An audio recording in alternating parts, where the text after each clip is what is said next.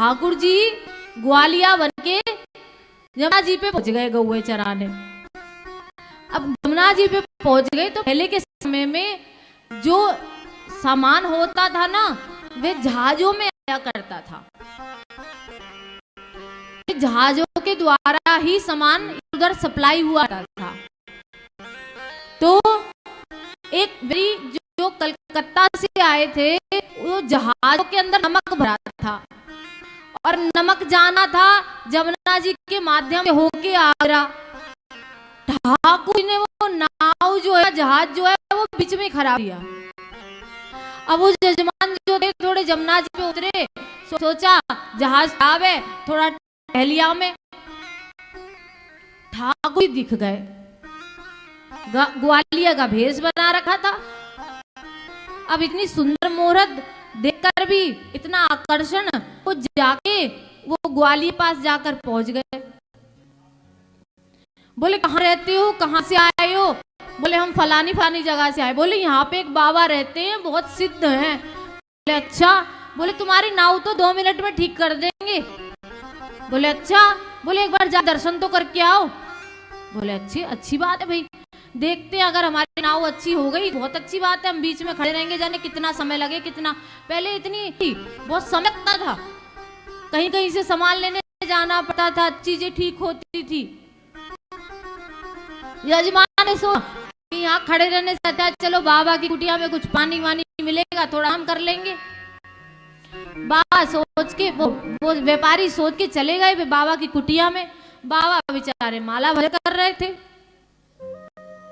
तो बाबा के चरणों में दंडौत की। बाबा बोले हाँ। बोले आपकी तो हमने बड़ी प्रशंसा सुनी। बाबा बोले हम इस जंगल में रहते, हमारी प्रशंसा कौन ने कर दी भैया? बोले अभी अभी एक ग्वाला हमें मिला था, आपकी बड़ी प्रशंसा कर रहा था, आप बढ़िया आशीर्वाद दे दो कि हमारा जहाज ठीक हो जाए और हम इसे आगरा में पहुंचाया है। बाबा समझ गए ये ठाकुर जी की लीला हो सकती। कल परसों ही कह रहे थे जजमान मैं भेज दूंगा, चत्ता तुम ले लेना। तो अब तो बाबा ने कही कि मैं क्या कहूँ, इससे क्या न कहूँ। बोले वो जो ग्वालिया मिला है ना, हाँ। बोले वो भी बहुत महासंत है, हमसे ज्यादा तो संत है। बोले अच्छा। बोले उन्हीं के लिए चरणों में जाओ। बोले बाबा मेरा अगर जहाज ठीक हो गया ना, मैं सत्य बता रहा हूँ, ये जो आपके ठाकुर जी है ना इनकी मूर्त बड़ी सुंदर है। मैं देख देख के मेरा मन इतना मन आकर्षित हो रहा है, मेरा मन नहीं कर रहा यहाँ से उठने के लिए।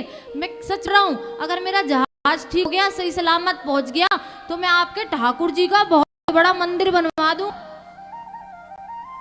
बाबा समझ गए ये सारी लीला ठाकुर जी की करी करामात है। कह ही रहे थे कि मेरी आरती पूजा करा करो, घी से बत्तियों से मेरी आरती उतारा करो। आज इन्होंने अब काम बना लिया। ठाकुर जी को जैसे अपना काम माना होता है, ठाकुर जी अपना काम बना ही लेते हैं।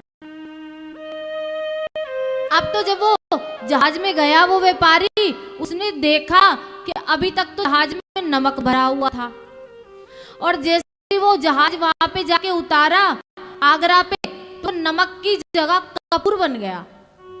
ठाकुर जी की लीला है, सारा जो नमक था वे कपूर में परिवर्तित हो गया।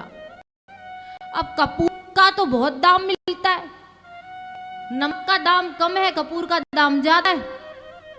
उसको बहुत पैसा मिला, उसके व्यापार में बड़ी उन्नति हुई। उसको बाबा की याद आई कि बाबा ने तो भैया मुझे आशीर्वाद दिया था, मैं तो वो मंदिर जरूर। आज भी हमारे मदन मोहन जी का मंदिर ये यहाँ पर नाजी पे बना हुआ है। ये तभी काल की घटना है। बोलिए मदन मोहन भगवान की जय।